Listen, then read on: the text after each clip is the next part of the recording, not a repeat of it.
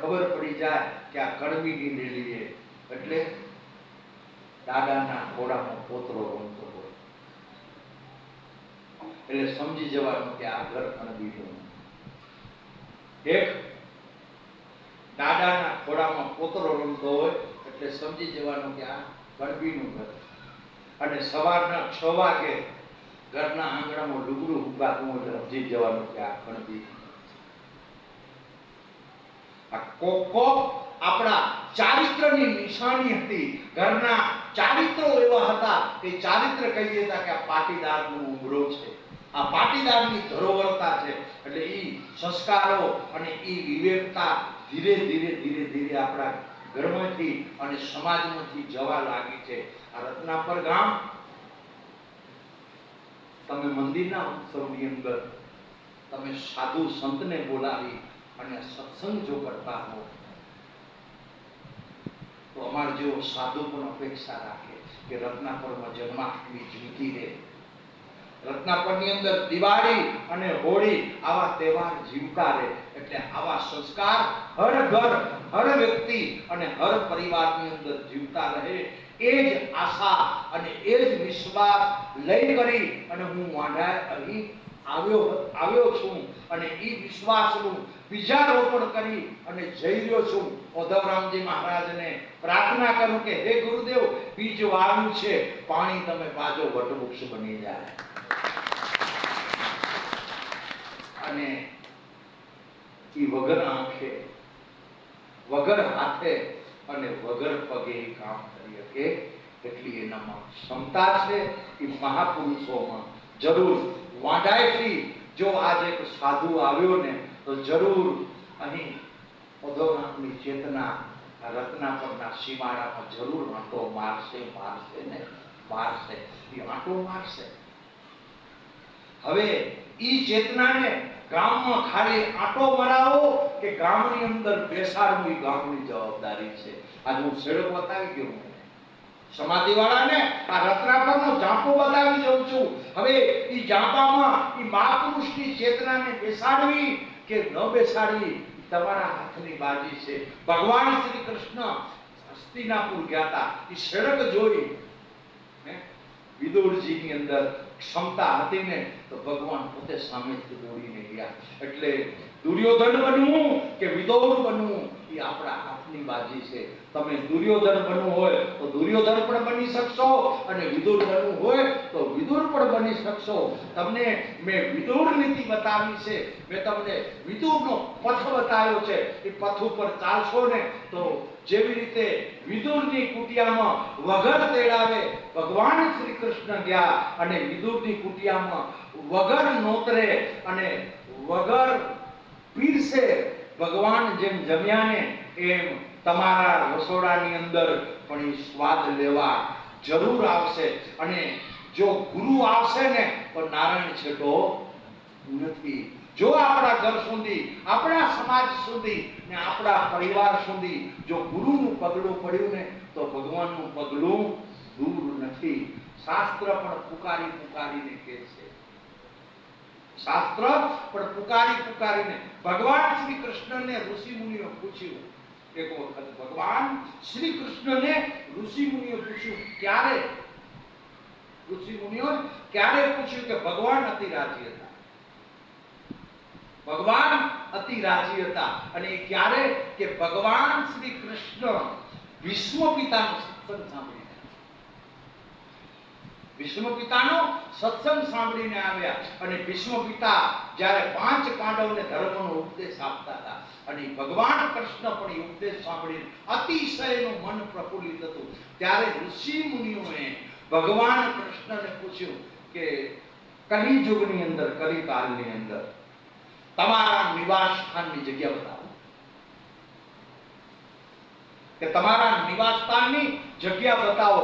ત્યારે ભગવાન શ્રી કૃષ્ણએ ઈ ઋષિ મુનિઓને પોતાના નિવાસ સ્થાનની જગ્યા 3 બતાવી. 3 જગ્યા. ભગવાને એમ કીધું કે આ 3 જગ્યામાં હું કાયમ નિવાસ કરીશ. તો કઈ એને ભગવાને પહેલી જગ્યા બતાવી અને આંગળી કીધી અર્જુન. પહેલી એને આંગળી દીધી અર્જુન સામે. ત્યારે ઋષિમુનિ કીધું સમજાણું. અર્જુન સામે આંગળી દીધી કે ન સમજાણું. અર્જુનમાં વાગ્યું છે ને એમાં હું નિવાસ. એટલે અર્જુનમાં શું વાગ્યું હતું? 18 અધ્યાય ગીતા. અર્જુનની અંદર ભગવાન શ્રી કૃષ્ણ શું આવ્યું હતું? ગીતાજી. 18 અધ્યાય. એટલે ભગવાન શ્રી કૃષ્ણ એમ કીધું કે હું કલિયુગની અંદર ધર્મ ગ્રંથ મળીશ. માનો નિવાસ મને ગોતવો હોય તો ધર્મમાં મળીશ. ધર્મ ગ્રંથમાં મારી તમને કાયમ એક જ સ્વરૂપના દર્શન થશે. અને જ્યારે સમય બદલાશે ને એ સમય સામે કેવું જીવવું ને એની સમજણ લેવી હોય તો તમને ધર્મ ગ્રંથમાંથી મળશે, બીજે ક્યાંય નહીં મળે. ભગવાન શ્રી કૃષ્ણે ઋષિ મુનિઓને કીધું એક જગ્યાએ બતાવે. પછી બીજી જગ્યા ભગવાને કીધું કે એક હું ધર્મ ગ્રંથમાં મળ્યું છું અને બીજી જગ્યા હું કાયમ નિવાસ કરું છું 24 કલાક આખે પોર હર નક્ષત્રની અંદર. અને હું સૂર્ય કે ચંદ્ર બેની ઉપસ્થિતિ હોય હું કાયમ નિવાસ કરું છું એક ધર્મ ગ્રંથની અંદર. અને બીજું હું કાયમ નિવાસ કરું છું ક્યાં? તો કે મારા પવિત્ર મંદિરમાં. જ્યાં કને મારા કોઈ પણ દેવાલયનો દીવો પ્રજ્વલિત રહેશે ને એ દીવાની અંદર મારો કાયમ નિવાસ હશે. એ કે એ દીવો સંત પ્રજ્વલિત કરે કે ભગત પ્રજ્વલિત કરશે ને તો દીવાની આકૃતિ અને દીવાનું દર્શન એક જ રહેશે. નીચે આજે દીવાનો રંગ કદી બદલ્યો, એની આકૃતિ પણ બદલી નથી. કે હું કાયમ જ્યોતમાં રહીશ. મંદિર બીજું. અને ત્રીજું ભગવાને કીધું કે મારું રહેવાનું ત્રીજું ઘર કે એક ગ્રંથ, બીજું મંદિર અને ત્રીજું એને કીધું કે બધું મંગલ સંતના હૃદયમાં હું કાયમ નિવાસ કરીશ. આ 3 જગ્યા મને મળવા માટેની અને મારી નિવાસ સ્થાનની છે. એટલે આપણા ઘરને આ 3 જગ્યાથી જોડીને રહેવાની જરૂર છે. ગ્રંથથી જોડીને રહેજો, મંદિરથી જોડીને રહેજો અને કોઈક સંતથી જોડીને રહેશે ને આપણું ઘર તો ગમે એટલો સંસાર બગડી જાય આપણા ઘરની અંદર કોઈ દિવસ કુલક્ષણ નહીં આવે. આપણા ઘરનું સંતાન દિશાહીન નહીં બને. એટલા માટે આ 3 પથને હંમેશા ઘરમાં સાચવીને રાખજો. આ જ સત્ય સનાતન ધર્મ છે. આ જ સત્ય સનાતન ધર્મની ધરોહરતા છે. એટલે આજે લક્ષ્મીનારાયણ ભગવાનની આજે 64મી તિથિ નિમિત્તે, વર્ષગાંઠ નિમિત્તે આજે અહીં આવવાનું થયું. આ રત્નાપર સમાજના વડીલો, રત્નાપર સમાજના ભાઈઓ બહેનો, બાળ ગોપાલ આપ સર્વ એક આસને બેસી અને મારી વાણી સાંભળી. એના માટે કપડાની દુકાને જઈને તું તો હાજો ઢગલો કરી નાખે. બાઈ જાય તો સાડી ખપતી એક સાડી ઉપર બતાવે 25 સાડી. તો દુકાનવાળાને ખબર હે 25 નથી લેનારી બાઈ. સાડી કેટલી લેશે? એક જ. પણ એક સાડી લેશે ને એ વિશ્વાસથી 25 બતાવે. 25 સાડી કઈ બતાવે? એને વિશ્વાસ હોય કે 25 ની લે પણ એક લેશે. અને કોઈ ભાઈ જાય તો 20 બતાવે, અથવા ખમીસ પેન્ટ જે દુપડા પહેરતા હોય એ બતાવે. તો એને ખબર હે કે 25 મડું બતાવે તો 25 મડું નથી કરતું, એક જ દેશે. પણ એને વિશ્વાસ છે કે એક દેશે.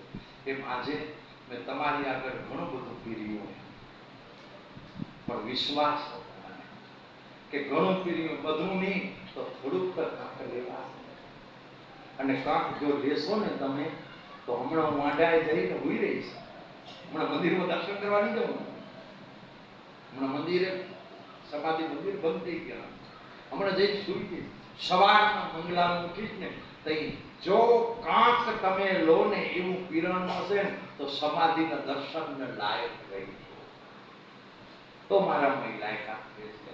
એટલે કાંક લેજો જે તમારા જીવનને અડ્યું હોય, જે તમારી બુદ્ધિને અડ્યું હોય, જે તમારી દૃષ્ટિને સ્પર્શ કર્યું હોય. જે તમારી આત્માને અડી હોય, ચેતનવાલા ચેતીને ચાલજો, જાવું છે નિર્વાણી, જાવું છે નિર્વાણી, કરી લો આત્મની વખાણી. આપણે આત્મા સુધીની યાત્રા કરવી છે. આ સ્થૂલ દેહથી આપણે યાત્રા પ્રારંભ કરવી છે અને આત્મા સુધી આપણે પણ આત્મા પરમાત્મા, એ પરમાત્મા સુધી જવું હોય તો આ પિંડ અને આત્મા, આ બેની વચની કડીમાં એક ગુરુ તત્વ રહેલું છે.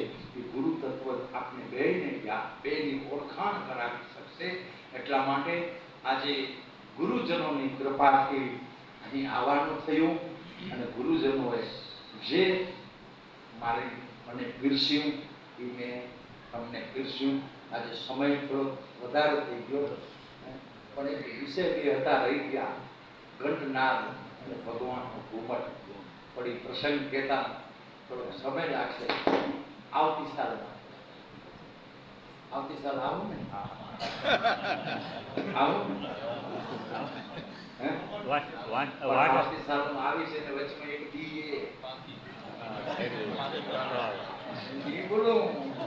બીજો આ બાઓની દીદીનું નામ શું? પાંખી. જો તમે પાંખી પાડશો ને તો આવીશ. નકો રામજીની 100% ચોખ્ખા લગ્ન ના કરી દે દુનિયામાં. આવતી સાલ આ તિથિથી પહેલા રત્નાપર ગામને પાંખી પાડીને આવવું પડશે. અને આમ આવ્યું કેવું પડશે કે અમે આયા અહીં ને તમને નોતરી આવે, તમે આપજો. કારણ કે વેરી ચડી ગઈ, વેરી ઉતારવી પડશે ને. હું ગઈ સાલે આવ્યો તો વેરી બે ચડીએ. પણ સાધુ કને સજા ન હોય, ક્ષમા હોય. મેં બે વેરી ચડાવી ને તો તમે એકવાર ઉતારશો ને એમાં મારી બે વેરી ઉતરી ગઈ. એકવાર અને તમે એકવાર આવશો ને એટલે મારું કામ ત્યાં તમને પહોંચાડવાનું છે. પછી કાયમ લેવાનું કામ એ સમાધિ વાળાનું છે. એ સમાધિ વાળા પોતે પહોંચાડશે. એકવાર તમે પહોંચજો અને ત્યાં કને પહોંચીને જે તમારી કને વેદના હોય ને, જે જીવ કને કે પરિવાર પાસે કે સમાજ પાસે એ વેદના ત્યાં કને વ્યક્ત કરજો મનથી. કેવું બોલજો કે તમારું બોલેલું તમારી જીભ પણ ન સાંભળે, એટલું મનથી બોલજો. મનમાં બોલવું કેવું કે આપણી જીભ પણ ન સાંભળે એવું મનથી પ્રાર્થના કરજો. અવશ્ય તમારું દુઃખ દૂર થશે. એટલે આજે અહીં ભગવાન શ્રી લક્ષ્મીનારાયણની વર્ષગાંઠ નિમિત્તે એક ઘડી આધી ને પુણ્યા તુલસી સંગત સાધુથી ઘટે કોટી અપરાધ. ત્યાંથી આપણી આ સત્સંગ યાત્રા પ્રારંભ કરી હતી અને પાછા એ ઘાટે આ સત્સંગ યાત્રાને આપણે પૂર્ણાહુતિ તરફ લઈ જઈ છીએ. તો આપ સર્વના જીવનની અંદર ભગવાન શ્રી લક્ષ્મીનારાયણ, મા ભગવતી ઉમિયા અને સમાધિસ્થ ગુરુજનો પાસે મારી ભીતરની એવી પ્રાર્થના કે આ રત્નાપર ગામની અંદર એકતા બની રહે. રત્નાપર ગામના દરેક ઘરમાં મંદિરમાં જ્યોત પ્રજ્વલિત બની રહે.